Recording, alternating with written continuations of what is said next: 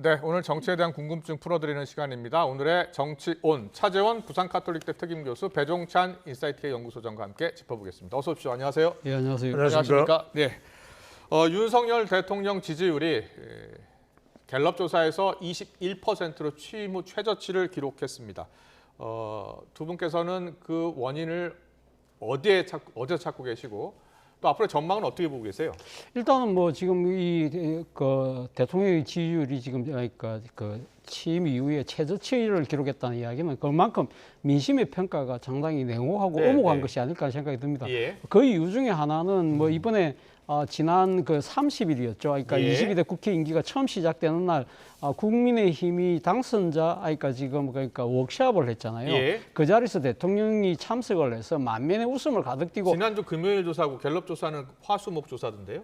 그렇죠. 화수목 조사이긴 합니다만 그날 그러니까 지금 그런 부분들이 이제 그러니까 대통령 인식 자체가 상당히 문제가 있다는 것이죠. 그러니까 지금 이 국민들의 생각은 그런 겁니다. 오늘 사실은 어떻게 보면 오늘 나온 결과도 그런 것이죠. 그러니까 그러니까 이번 총선에 대해서 이 결과에 임하는 대통령의 자세가 상당히 뭔가 지금 착각하고 있는 것이 아닐까라고 본다는 것이죠. 예를 들면 5월 28일 날 최상병 특검과 관련된 재의결이 결국은 부결됐잖아요. 그런 부분들이 아마 여권의 입장에서는 아마 단일 대우를 형성했다. 그렇기 때문에 거기에 대한 만족감처럼 비치는 부분에 대해서 국민들은 절대 그런 건 아니다. 이런 부분을 분명히 이야기하고 있는 것 같고요. 그리고 지금 총선이 끝나고 난 지 50일 정도가 됐습니다만 총선 민심을 과연 대통령께서 제대로 새기고 거기에 맞는 국정 기조의 변화를 보여주고 있느냐. 그렇지 못하다는 데 대한 민심의 해초리가 저는 이러한 이 지금 상당히 저조한 지지율로 나타난 것이 아닐까라는 생각이 든다는 겁니다. 알겠습니다.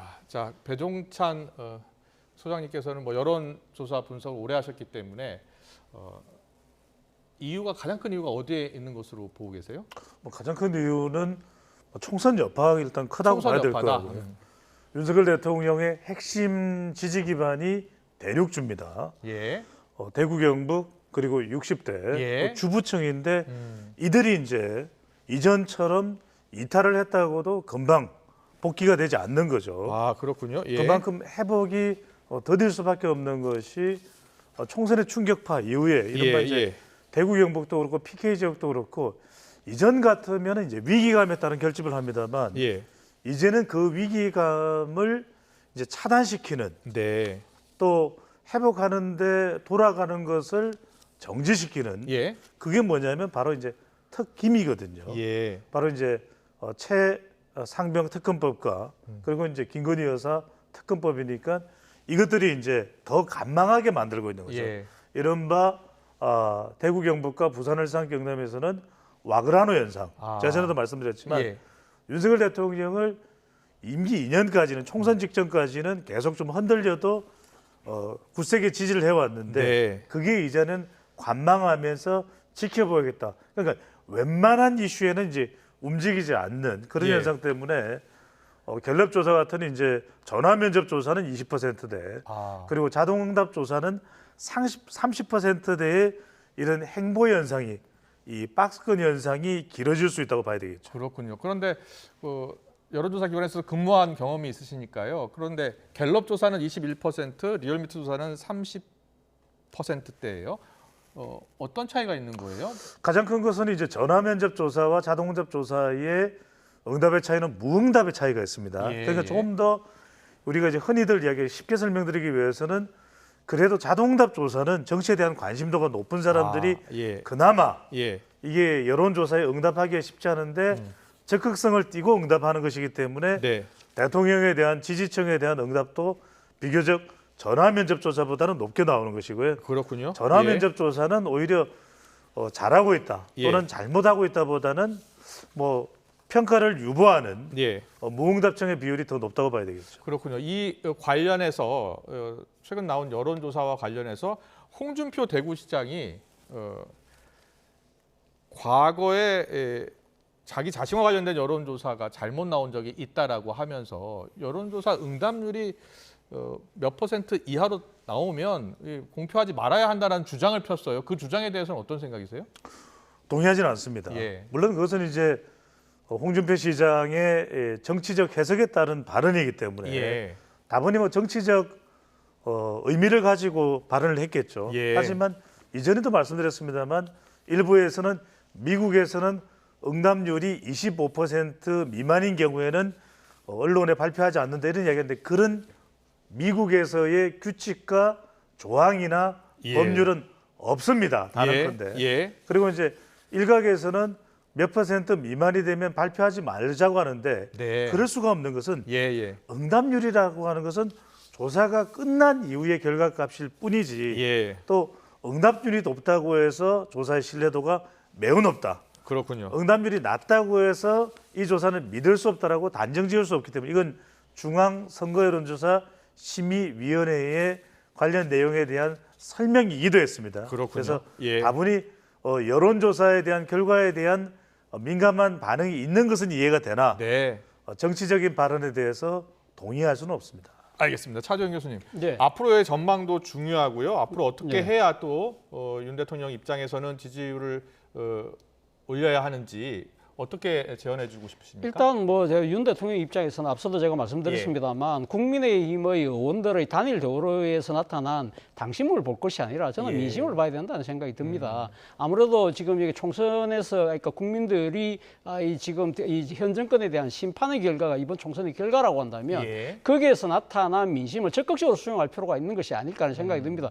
그렇다고 한다면 무엇보다도 이제 중요한 것이 소통의 노력이시겠죠. 예. 물론 오늘도 대통령이 직접 나와서 국정 브리핑의 형태를 통해서 뭔가 소통하는 모습을 보이긴 했습니다만 예. 아직까지 그 진정성이라는 측면에서 많은 분들이 고개를 갸웃거리고 있다는 거죠. 예를 들면 지난번 취임 2주년 기자회견 같은 경우에 상당히 날카로운 질문들이 있었음에도 불구하고 약간은 동문서답하는 듯한 예. 모양새를 보인다든지 그리고 정말 국민들이 궁금해하는 부분에 대해서 정부가 제대로 된 뭐 특히 대통령이 앞장서서 그런 이야기를 지금 못 내놓고 있다는 부분인 것이고 예, 또 하나의 예. 부분은 결국은 인사의 문제 아니겠습니까? 네. 인적 쇄신을 통해서 뭔가 국정기조의 변화를 이야기를 한다고 했는데 지금 현재 대통령실 중심으로 지금 벌어지고 있는 인사들을 본다고 한다면 네. 소위 말하는 낙선자들끼리 지금 돌려막기 하고 있는 거 아닌가? 그래서 지금 대통령실이 지금 낙선자 뭐 집합소라는 이야기가 있는 이야기까지 나오는 것이고 특히 여기다가 과거 박근혜 대통령 탄핵 때의 문고리 3인방의 주역이라고 할 수 있는 정호성 전 비서관의 발탁 이 부분에 대해서는 아마 보수 지지층들도 정확하게 생각하는 부분이 분명히 있을 그렇군요. 거예요. 예. 그리고 지금 총리 교체와 관련된 부분은 거의 지금 사라져 버렸잖아요. 네. 더 나아가서는 제가 생각했을 때는 결국은 지금 그러니까 여야 협치를 통한 뭔가 국민 통합의 모습을 보여야 되는데 예. 여전히 야당과의 지금 관계가 개선되고 있지 않잖아요. 예. 그런 부분들은 이 최상병 특검법에서 나타났듯이 지금 총선 민심이 지금 요구하고 있는 그 지금 특검법을 무조건 거부하고 있는 상황 이러한 예. 부분들이 바뀌지 않는 이상 쉽게 지지율의 반전이 이루어지긴 어렵다는 생각이 듭니다. 예. 최상병 특검법에 대한 입장을 워낙 확고하게 밝힌 상황이어서 지금 당장 수용하기는 어려울 것 같고요. 그렇죠. 자, 어떻게 해야 윤석열 대통령 지지율이 반등할 것으로 보세요? 그렇습니다. 우선 이제 머리 글자로 말씀드리면 예. 대통령의 지지율이 올라가기 위한 해법은 있습니다. 이른바 수일계 전략입니다. 네. 수일계 전략은 뭐냐면 먼저 뭐예요? 지금 우리 YTN이 준비한 한국 네. 갤럽의 지역별로 볼까요? 결과를 먼저 좀 보여주시면요. 네. 자, 아까도 말씀드렸습니다만 웬만해서는 윤석열 대통령의 지지율이 이제 요지부동이고 움직이지 않는다는 말씀을 드렸습니다만 예. 자, 한국갤럽 조사의 지역별을 보면은 예. 나오는 동안에 미리 설명드리면 네. 서울, 인천, 경기는 지금 10% 됩니다. 아, 그렇네요. 그러니까 이 지지율 가지고는 윤석열 대통령의 국정 동력을 찾을 수가 없고 강주 전라는 한 자릿수인 9%입니다. 게다가 부산, 울산, 경남도 30%가 넘지 않는 상황에서 수일계라고 말씀드린 것은 바로 수용성입니다. 그러니까 예. 웬만큼 윤석열 대통령이 받아들일 수 있는 것은 받아들일 필요가 있는 거죠. 그렇군요. 가령 이태원 예. 특별법도 그랬지만 예. 간호사법 관련해서도 적극적으로 지금 의료 공백이 있는 상황에 받아들일 수가 있다. 그러니까 웬만하면은 받아들일 수 있는 건 받아들이라. 두 번째는 이제 결국 윤석열 대통령의 지지율을 지금 꽉 묶어놓고 있는 것은 예. 최상병 특검법과 김건희 여사 최김이거든요. 네. 그래서 지금 연령대별로 한 번 더 보여주시면 준비가 지금 되어 있죠. 네. 그래서 연령대별로 대통령 한국갤럽 지지율을 보시면은 지금 20대에서도 그렇습니다만은 지금 30대는 10%, 40대는 8%, 지금 60대라 하더라도 30%의 간신히 특허를 난 정도입니다. 네. 그러면 여기에는 일정성을 둘 필요가 있습니다. 아. 가령 오늘 윤석열 대통령이 대한민국은 산유국이 될 가능성을 이야기하면서 내년 초면은 이것을 알 수가 있을 겁니다. 정확하게. 예. 그러니까 국민들은 굉장히 이제 손에 잡히는 그런 인상을 받을 수가 있거든요. 네. 마찬가지로 차상병 특검과 김건희 여사 관련해서도 적어도 일정을 좀 정해두는 게 좋습니다. 예. 검찰의 수사 그리고 공수처의 수사를 적어도 3분기까지는 기다려달라. 그래도 안 되면 어떻게 해야겠다. 마지막 짧게 말씀드리겠습니다. 그다음에 이 개혁 과제를 좀 더 적극적으로 5대 개혁 과제인데 이걸 좀 더 속도감을 높여서 하게 될 경우에는 2030 세대 일부 호남 그리고 무당층까지 끌어들이면서 대통령의 지지율을 더 올릴 수 있을 것으로 보입니다. 알겠습니다. 다음 이슈로 넘어가겠습니다. 국민의힘 윤상현 의원이요. 호화 외유성 순방, 사치품 구매 등 5가지 의혹에 대해서 수사하는 이른바 김정숙 여사 종합특검법을 오늘 발의했습니다. 민주당 내부에서는 욕도 아까운 정치 공세다라는 비판의 목소리가 나왔는데요. 화면으로 만나보고 오겠습니다.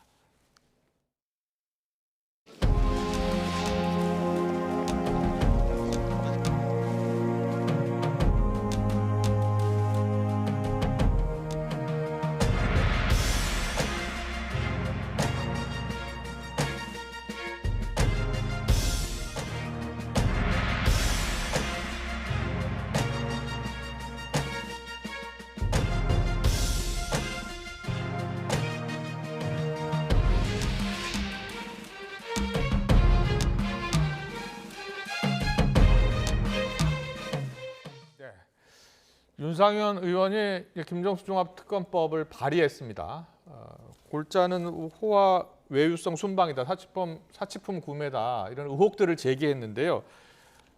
여당 내에서도 여러 목소리가 나오고 있는 것 같아요. 차정 교수님은 특검법 발의에 대해서 어떤 생각이세요? 일단 뭐 윤상현 의원 입장에서는 사실 지금 김정숙 여사의 인도 방문 이 부분에 대해서 문재인 전 대통령이 사실 그러니까 이 영부인의 단독 외교 첫 번째 단독 외교라고 아주 높게 회고록에서 그렇게 이야기를 하는 바람에 이것이 사실은 어떻게 수면 위로 부상을 했잖아요. 그런데 문제는 이 지금 문 전 대통령의 주장과는 달리 사실 여러 가지 지금 의혹이 이제 일어나고 있다. 첫 번째는 그러니까 인도의 초청이 아니라 일종의 뭐랄까요, 그러니까 셀프 초청처럼 지금 진행되었다는 부분들이 지금 의혹이 있는 것이고 또 하나는 지금 사실은 어떻게 보면 이제 수행 단장이 알고 보니까 그러니까 지금 김정숙 여사가 아니라 도종환 당시 문체부 장관이었는데 특별수행원 자격으로 가면서 결국은 대통령이 전용기를 띄워서 상당히 국고 낭비를 초래했다. 거기다가 지금 국고 낭비와 관련해서 지금 지난 주말에 앉아 뜨겁게 지금 논쟁이 되고 있는 부분이 사실 6천만 원이 넘는 기내식 비용이라는 부분이죠. 이러한 부분들에 대한 국민적인 의혹이 커지고 있는 상황이기 때문에 뭐 지금 윤상현 의원 입장에서는 이런 부분들에 대해서 국민적 의혹을 해소하기 위해서 사실은 이렇게 특검법을 발의한다는 뭐 그런 명분을 가질 수는 있습니다만 그런데 지금 이 특검법 아까 말씀하신 것처럼 이 지금 단순하게 인도 방문만 있는 것이 아니거든요. 사실은 이 문재인 대통령 재임 기간에 김정숙 여사와 관련된 그 제기됐던 모든 의혹들이 지금 다 망라를 하고 있다는 거죠. 예를 들면 디자이너 딸을 채용한 것이라든지 그리고 당시 옷감 논란과 관련 특수활동비를 사용했다 안 했다는 부분들까지 그리고 더 나아가서는 지금 김정숙 여사의 딸 문다혜 씨의 지금 청와대 직원과의 동거래 의혹까지 다 지금 하자는 것이니까 말 그대로 김정숙 여사 종합특검법이 됐다. 근데 이 종합특검법, 여사 종합특검법이라는 것이 이번에 바로 지금 이 첫 번째 사안이 아니잖아요. 사실 22대 국회가 개원하면서 야권에서 지금 김건희 여사와 관련된 지금 주가 조작 그 사건 플러스 알파로 해서 양평 고속도로 의혹을 비롯한 모든 부분을 다 종합특검을 하자는 식으로 이야기를 하니까 마치 지금 거기 비슷하게 맞대응하는 듯한 모양새를 보이고 있다. 그렇기 때문에 야권의 입장에서는 상당히 지금 김건희 여사와 관련된 이 지금 이 의혹 제기에 대한 물타기 아니냐 그렇게 보는 것이고 또 특히 더 나아가서는 사실은 지금 김정숙 여사와 관련된 부분은 사실은 검찰이 수사를 하면 되는 것이거든요. 그런데 야당에서 지금 김건희 여사에 대한 부분을 특검 가자는 논리는 사실 어떻게 검찰의 입장에 살아있는 권력에 대한 수사가 좀 부실할 수 있으니까 그 때문에 특검을 가자는 거고 지금은 지난 정권에 대해서 가면 검찰은 뭐가 들어서 수사를 하지 못할까요? 그렇다고 한다면 이거는 약간은 좀 뭐랄까요? 이 특검은 정쟁이라고 이야기했던 그동안 여당의 논리와 거꾸로 되는 자가당착이 아니냐는 그런 지적까지 낳고 있는 것 같습니다. 그렇군요. 예. 자, 이 민주당에서는 김건희 여사 물타기 방탄용이라는 입장을 밝혔고 이준석 전 대표는 좀 생쇼 아니냐라는 또 비판을 했어요. 어떻게 보고 계세요? 무엇보다도 중요한 것은 여론이 어떻게 평가할 거죠. 예. 적어도 정치권에서 지금 어떤 문제 제기를 한다면 상당히 기가 솔깃해야 될 텐데 네. 듣는 즉시 이건 뭐 기가 솔깃할 내용이 아니네라고 판단한다면 얻는 효과는 매우 제한적일 겁니다. 기내식 비용 6,292만 원은 좀 궁금하긴 하더라고요. 바로 그런 부분이죠. 그래서 제가 말씀드리는 것이 자칫 윤상현 의원의 발언이 전대용으로 해석될 수가 있거든요. 전당대회 출마를 저울질하면서 예. 본인의 존재감을 부각시키는 것이니까 그만큼 또 궁금한 부분도 있습니다. 방금 전에 예. 김행국께서 말씀하셨던 대로 기내의 비용이 들었다든지 아니면은 인도의 일정 중에서 타지마를 방문할 때의 그런 내용들이라든지 예. 그런 부분들은 말 그대로 장황설이 아니라 예리하게 그러니까 결과적으로 뭐든 벨 수 있는 칼이라는 것은 예리해야 되거든요. 그런데 예. 자칫 이거 내용들을 장황하게 널어놓고 김정숙 여사 종합특검을 한다고 했을 때 얻을 수 있는 효과는 그러니까 이제 워낙 이제 특검 정국이 되기 때문에 국민의힘에서도 우리는 어떤 특검을 할까 이런 하나의 메뉴로서 그런데요, 여당에서 과거 정권에서 여당에서 특검법을 발의하고 추진한 적이 있었나요? 별로 없죠. 그래서 제가 드리는 말씀이에요. 예. 그러니까 다분히 정치적인 움직임으로 해석될 수밖에 네. 없다라는 것인데 정리를 하면 그렇습니다. 이제 결과적으로는 국민의힘이 뭐 윤상현 의원이든 다른 의원이든 간에 가장 지금 얻어내야 되는 것은 중수청이거든요. 중도와 예. 수도권과 청년 등들이 공감할 수 있는 내용이라면 조금 더 구체적이고 예리하고 설득력이 있는데 그러기에는 명확하거나 명료하거나 명쾌한 그런 어떤 반응이 나오기는 쉽지 않기 때문에 그렇군요. 궁금한 게 있다면은 예. 저는 충분히 국회 차원에서 질문을 통해서 지금 뭐 수사도 진행 중에 있기 네. 때문에 그런 부분들은 얼마든지 가능은 하다고 봅니다. 알겠습니다. 앞서 윤상현 의원의 전대 출마 가능성 이야기 전대용이다라는 말씀을 해주셨는데 성일종 의원은 공동 발의자로 사인할 생각이 없다라고 이야기하더라고요. 약간 지도부 차원에서 선긋기를 좀 하려는 것 아닌가라는 생각도 드는데 어떻게 예상하세요? 제가 방금 전에 말씀드린 예. 거죠. 그래서 저는 이게 추진 동력을 얻기는 쉽지는 않을 거예요. 왜냐하면 추진 동력을 얻으면 적어도 여론조사에서도 적어도 한 10명 정도에서 뭐 5명 예. 반 정도는 55% 정도는 종합특검을 하는 것이 맞다라는 여론이 나올 텐데 네. 그러기는 쉽지 않을 것이거든요. 예. 그런 만큼 이제 성일종 의원의 경우에는 지금 비대위에서 사무총장을 맡고 있습니다. 그렇다면 자칫 비대위를 앞두고 역풍이 불 수도 있기 때문에 예. 좀 수위 조절을 하고 있다고 봐야 되겠죠. 방금 전에 짧게 정리를 하면 예. 김행국께서 말씀하셨던 대로 꼭 필요한 사안에 대해서는 그 부분을 예리하게 질문할 수도 있겠지만 예. 너무 장황하게 종합특검 그러면 별로 내용은 없는데 그냥 많은 내용으로 제시하기 위해서 종합특검이라는 이름을 붙이는 건 아닌가라는 그런 또 인식을 가져올 수도 있겠죠. 알겠습니다. 지금 뭐 특검 정국이라는 표현까지 등장을 했습니다. 야당에서는 이제 김건희 여사 특검법 발의하겠다고 했고요. 또 지금 조국혁신당에서는 한동훈 전 비대위원장 특검법도 이제 1호 법안으로 발의를 네. 하지 않았습니까? 네. 이 지금 뭐 특검 정국은 어떻게 보고 계세요? 일단 뭐 사실 어떻게 보면 이 지금 그 한동훈 특검법 같은 경우는 지금 발의한 정당이 조국혁신당이잖아요. 예. 조국혁신당이 사실 지난 총선 때 본인들이 그러니까 공약을 한 1호로 공약한 부분이 이 검찰 독재 정권 종식을 이야기하면서 사실은 1호 법안으로 한동훈 특검법을 내겠다고 했기 네. 때문에 자신들이 공약을 이행하는 측면이 분명히 있는 것이죠. 민주당에서는 어떻게 대응할 거예요? 그러니까 민주당은 아마 한동훈 특검법과 관련해서는 약간은 조금 소극적인 자세인 것 같아요. 본인들의 입장에서는 지금 당장 필요한 특검법은 김건희 여사와 관련된 부분을 먼저 하는 것이 낫다고 생각하는 것 같고 특히 이 지금 그러니까 조국혁신당이 이야기하는 한동훈 특검법의 소위 말하는 초점이 물론 여러 가지 내용들이 있습니다만 마치 한동훈 전 비대위원장, 국민의힘 비대위원장을 겨냥한 듯한 모습이기 때문에 자칫 잘못하면 이런 야당이 전부 다 총체적으로 한동훈 비대위원장과 맞서는 형국이 사실은 그 한동훈 전 비대위원장이 지금 정계 복귀를 다시 지금 모셔가고 있다는 이야기가 나오고 있는데 오히려 정치적 관심을 쏟아주고 정치적 덩치를 키워줄 수 있다고 판단하는 것 같아요. 그리고 본인들이 지금 추진하고 있는 여러 가지 정치적 사안들에 대한 관심을 흐릿할 수도 있다는 생각 때문에 네. 상당히 아마 소극적이다. 그렇다고 한다면 아마 조국혁신당의 지금의 자체의 그러니까 추진력만으로는 이것을 관철시키기는 쉽지 않겠다라는 생각이 듭니다. 그렇군요. 짧게만 좀 예, 말씀해 말씀해 주세요. 저는 한동훈 전 위원장 관련된 특검법이 대표적인 겁니다. 마치 김정숙 종합특검에 대해서도 비판의 예. 목소리가 높아지는 것처럼 예. 한동훈 특검법의 내용들을 보면은 뭐 딸과 관련된 예. 내용, 지난 청문회 과정에서 딸과 관련해서 제대로 파악조차 못하고 청문회 발언을 했던 것이 민주당 아닙니까? 예. 그래서 이모신데 아. 이모와 같이 예. 논문을 뭐 어쩌고 저쩌고 하는 예. 내용. 그러면은 저는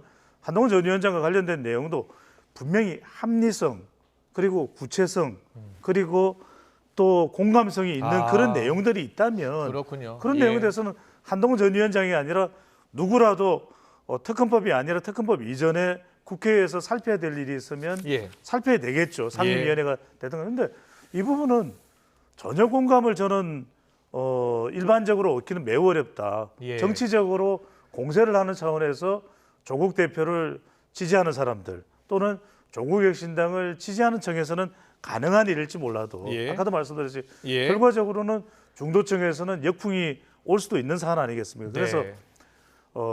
차재원 교수님 말씀대로 이것이 오히려 한동훈 전 위원장의 몸집을 더 올려주는 것일 수도 있는 것이고 예. 오히려 조국혁신당이 12명의 비례정당으로 구성되어 있는 비례정당 투표에서 당선이 된 의원들로 구성이 되지만 그래도 정말 12명의 그 경쟁력을 오히려 국민들은 요구할 수 있거든요. 그러면 예. 오히려 뭐 민생 법안 어떤 것이 조국혁신당이 더 잘할 수 있는 그런 법안들이 예. 가령 1호 법안으로 나온다면 12명의 의원이지만 120명 또는 175명 못지않은 그런 반응이 나올 텐데 네. 한동훈 전 위원장에 대한 특검법 가지고는 저는 정치적 공세다라는 해석이 강할 것으로 보입니다. 알겠습니다. 잘 들었습니다.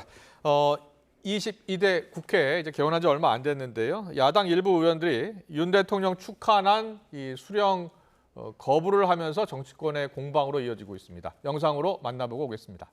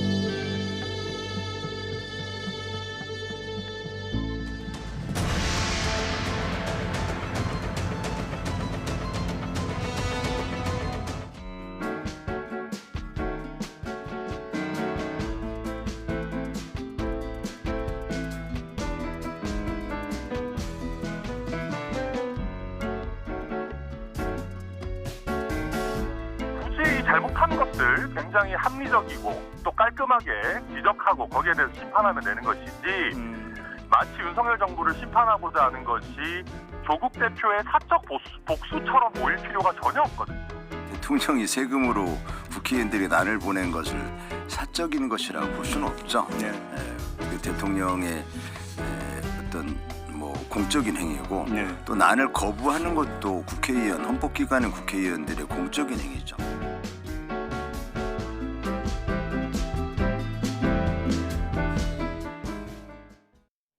네, 차재원 교수님께 먼저 여쭤볼게요. 네. 차 교수님은 이제 국회에서도 근무해 보신 네. 적이 있고요.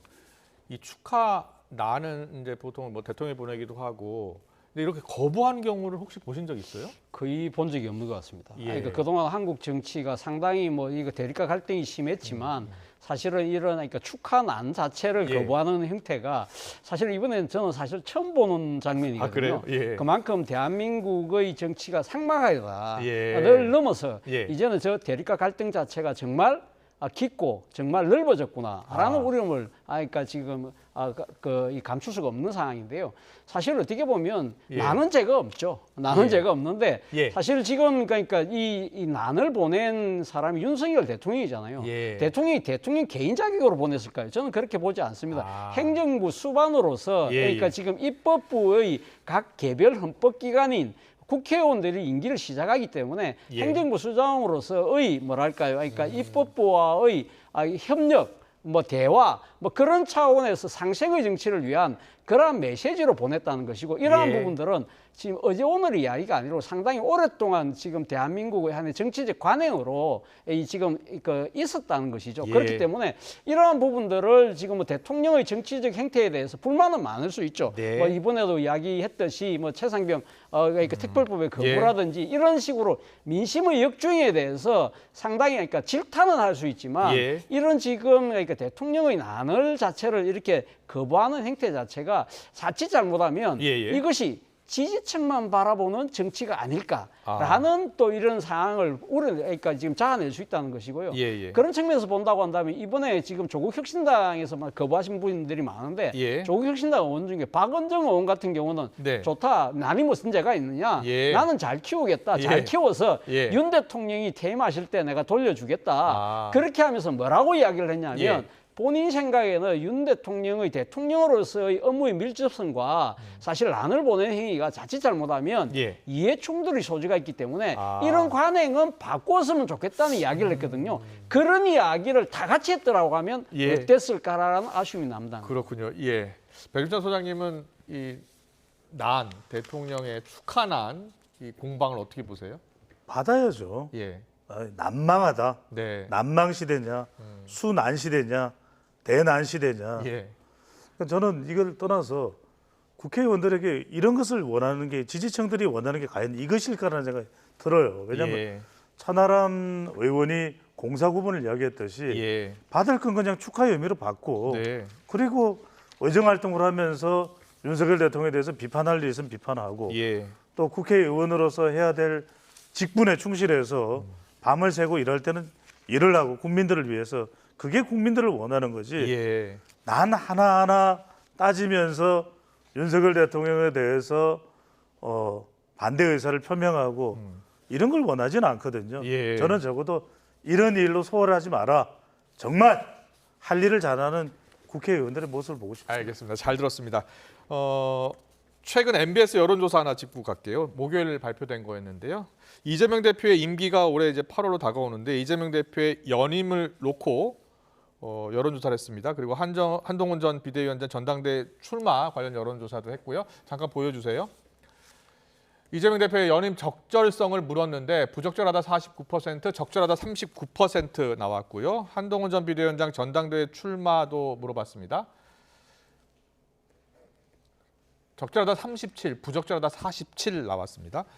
자, 지금 한동훈 전 비대위원장은 이제 전당대회 출마 여부를 공식적으로 밝히진 않았고요. 이재명 대표 역시 공식적으로 다시 당대표에 출마하겠다라는 입장을 밝히지 않았지만 당내에서는 연임론이 거의 확실하다는 의견이 많고요. 지금 여론조사는 무엇을 의미하는 겁니까? 제가 생각했을 때 그렇습니다. 일단 지금 그러니까 이재명 대표의 연임에 대해서 상당히 그러니까 반대 의견이 높고 또 한동훈 전 비대위원장의 전당대회 출마에 대해서도 반대 의견이 높다는 부분은 아마 전체적인 여론의 한 방향을 분명히 보여주고 있지만 여기에서 우리가 분명히 하나 이 유념해서 볼 대목은 사실은 지금 이제 민주당의 지금 지지층들은 어떤 생각을 하고 있을까? 그러니까 아마 제 지금 MBS 제가 구체적인 내용은 아직까지 제가 잘 기억이 안 납니다만 상당수의 민주당 지지층들은 이재명 대표의 연임을 찬성하고 있거든요. 그 반대로 그러니까 지금 한동훈 전 비대위원장의 전당대회 출마에 대해서 국민의힘은 또 찬성한다는 거예요. 근데 거꾸로 지금 그러니까 이 이재명 대표 연임에 대해서 국민의힘 지지자들은 아주 강하게 반대하고 지금 한동훈 비대위원장의 출마에 대해서도 민주당 지지층은 또 강하게 반대하는데 어쨌든 이것이 총체적으로 봤을 때는 아무래도 지금 그러니까 부정적 평가가 더 많다는 이야기는 두 사람의 지금 정치 행위에 대해서 전반적인 여론은 상당히 그러니까 지금 부정적인 요소가 강하다고 이야기를 할 수 있겠죠. 특히 지금 뭐 이재명 대표의 연임 같은 경우는 사실 연임과 관련해서 지금 민주당 내에서 지금 제기되고 있는 이유 중에 하나, 이 행위 중에 하나가 당헌 당규의 개정이지 않습니까? 그와 예. 관련해서 대권 당권을 분리했던 그래서 예. 이 지금 그러니까 대권에 출마한 사람 같은 경우는 당권을 그러니까 대선 1년 전에 내려놓아야 된다. 예. 그 부분을 지금 바꾸겠다는 거 아닙니까? 그거는 결국 이재명 대표를 연임을 가정을 해서 하는 이야기인 것 같은데요.